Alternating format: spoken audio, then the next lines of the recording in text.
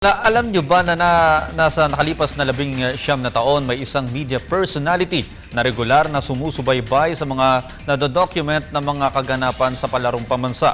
At simula pa noong 1994, nagsilbing buhay na saksi sa mga nabasag na records at sumikat na pangalan ang isang manunulat. Kilalanin natin kung sino siya. Balitaan mo kami, Meg Sioson.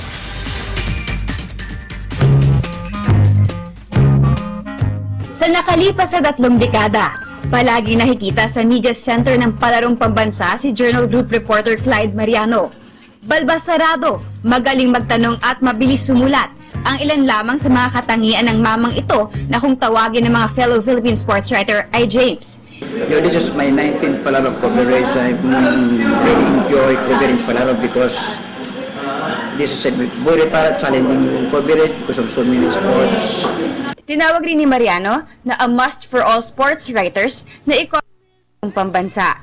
Isa umano ito sa pinakamahirap i-cover dahil sabay-sabay na ginaganap ang mga laro, kaya naman dito nasusubok ang diskarte ng isang reporter. This is the sports where we always see it. It is a baptism of fire to sports writing. If you cover sport events like Palarong Pambansa, this is really a test of strength and stamina, and as well as your fighting skill.